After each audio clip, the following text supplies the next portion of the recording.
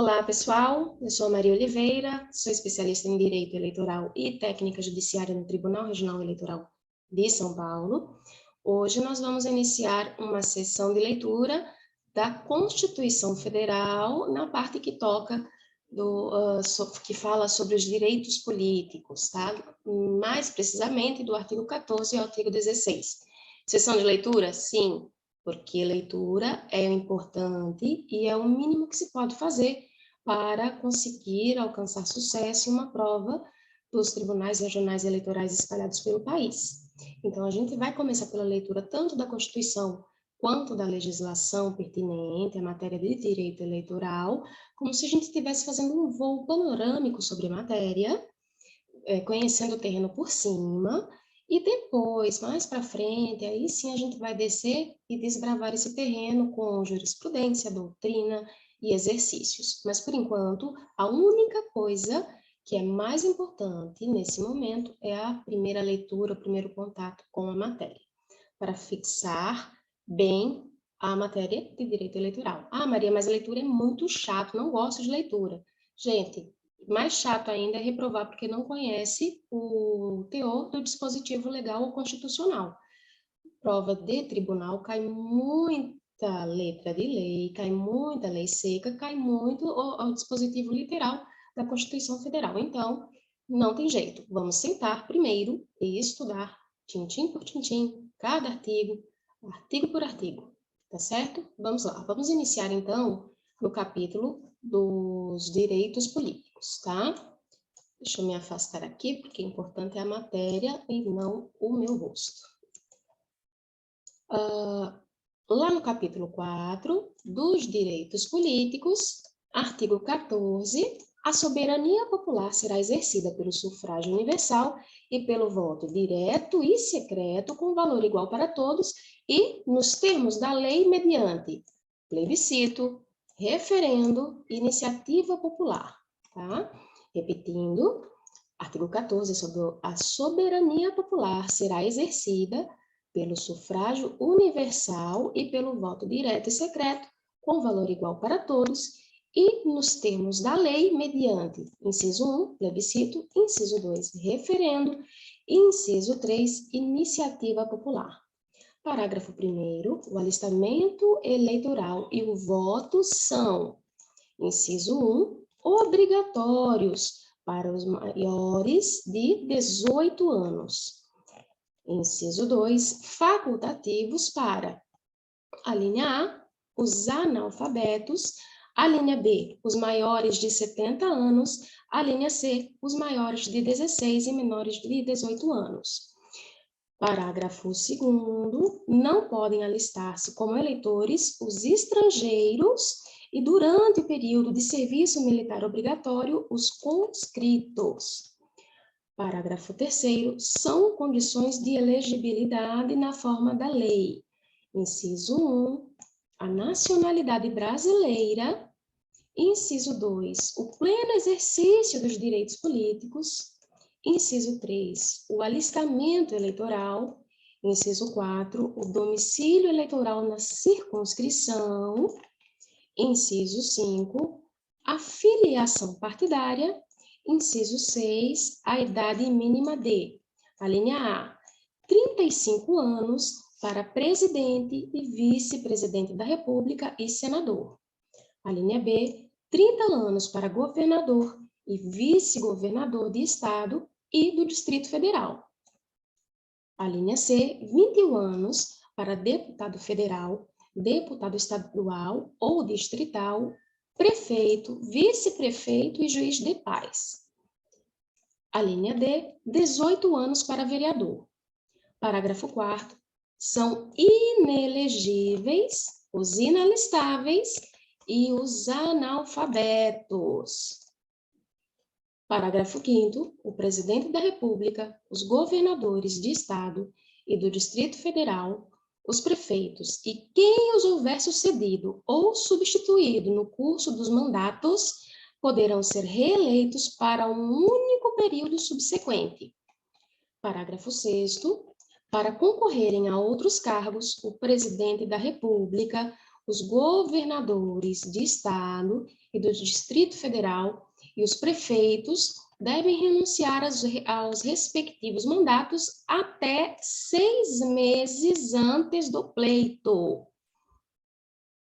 Parágrafo 7º. São inelegíveis no território de jurisdição do titular, o cônjuge e os parentes consanguíneos ou afins até o 2º grau ou por adoção do presidente da República, do governador de estado ou território, do Distrito Federal, de prefeito ou de quem os haja substituído dentro dos 6 meses anteriores ao pleito, salvo se já titular de mandato eletivo e candidato à reeleição.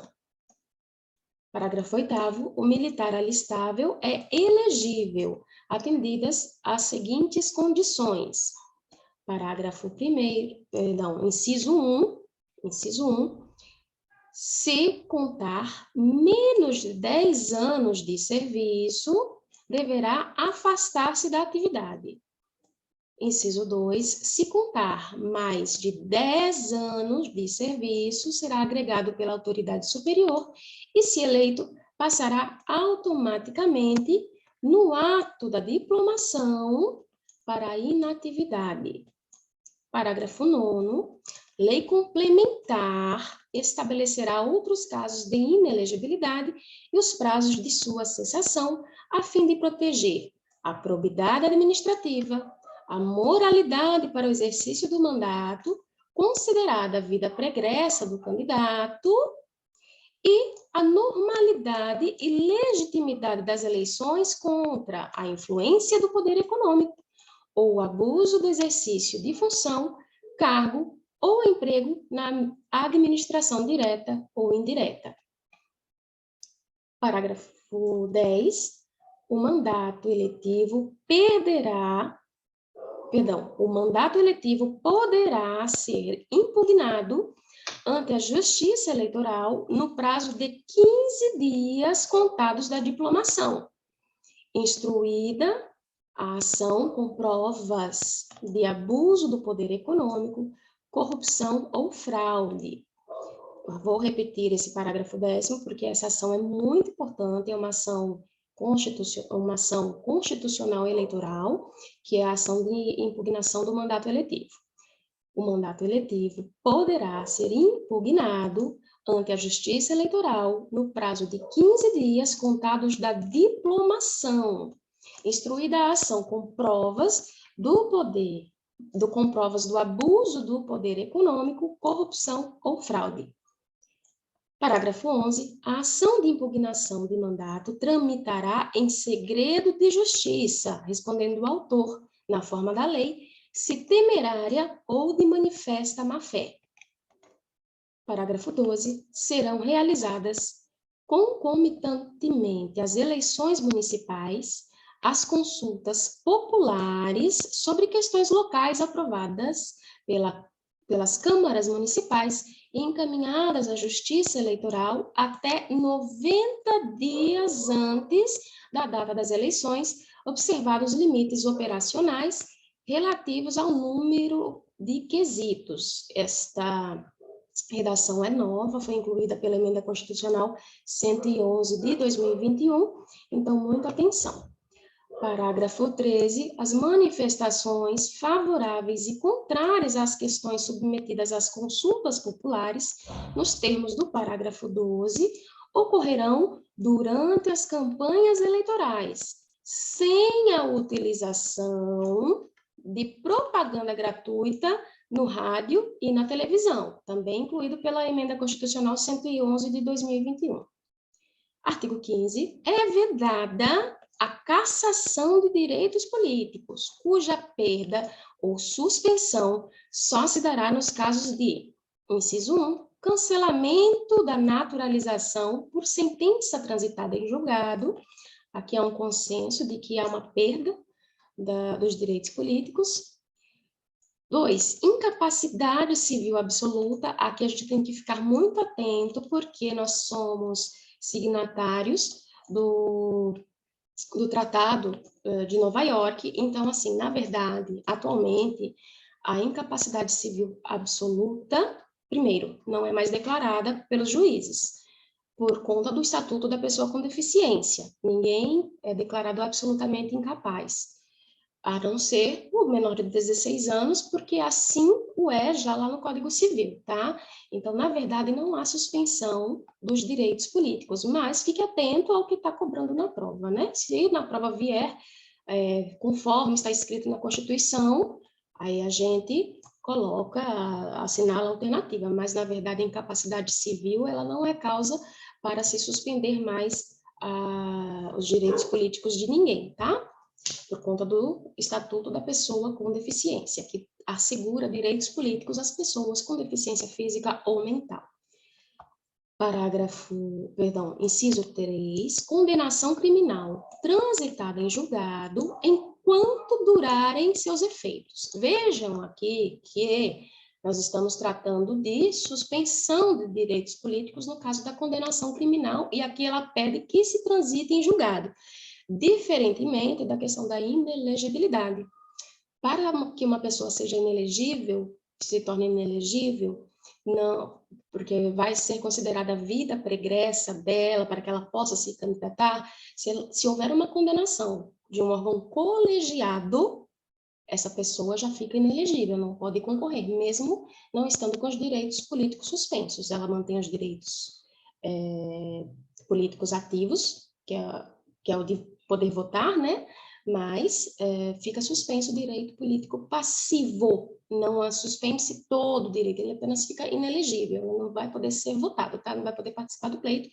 Isso no caso de declarada inelegibilidade por uma sentença de órgão colegiado, lembrando que não é de segundo grau, é colegiado, porque, por exemplo, o júri é um órgão colegiado, se você for condenado no júri, enfim, você já fica inelegível. Também na justiça militar, os órgãos de primeiro grau também existem conselhos que são colegiados. Aquela condenação também na justiça militar de um órgão colegiado de conselho vai declarar a pessoa inelegível, tá?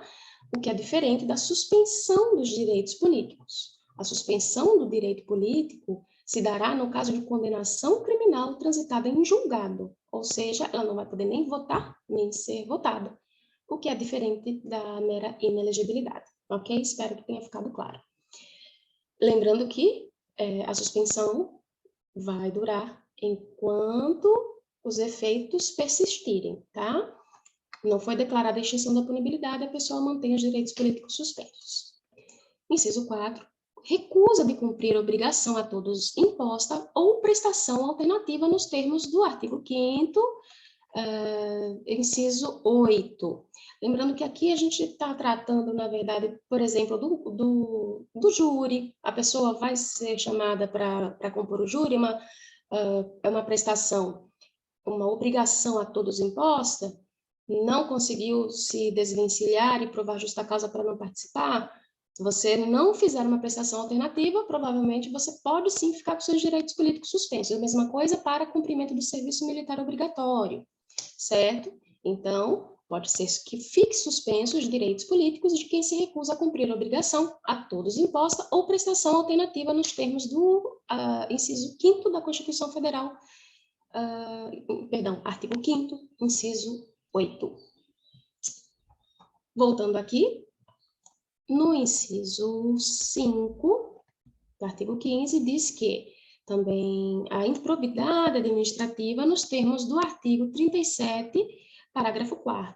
Lembrando que tem uma lei de improbidade administrativa que também deve ser estudada para os concursos dos tribunais, e lá há uma tabela, uma gradação do período de suspensão dos direitos políticos para quem for condenado por improbidade administrativa. Então, vamos repetir aqui.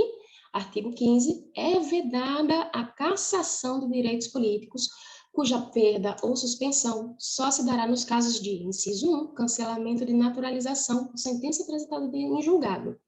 Inciso 2, incapacidade civil absoluta. Inciso 3, condenação criminal transitada em julgado enquanto durarem seus efeitos.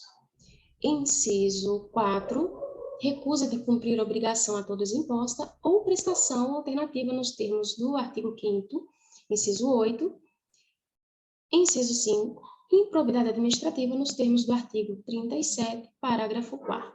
Artigo 16, a lei que alterar o processo eleitoral entrará em vigor na data de sua publicação, não se aplicando à eleição que ocorra até 1 ano da data de sua vigência. Esse artigo aqui é muito importante, é o princípio da anualidade, e lembrando que ele é bem cobrado em provas, portanto, é importantíssimo que se decore exatamente o teor como está aqui. Lembrando que não é a lei que altera a legislação eleitoral, não é qualquer legislação eleitoral que vai incorrer no princípio da anualidade.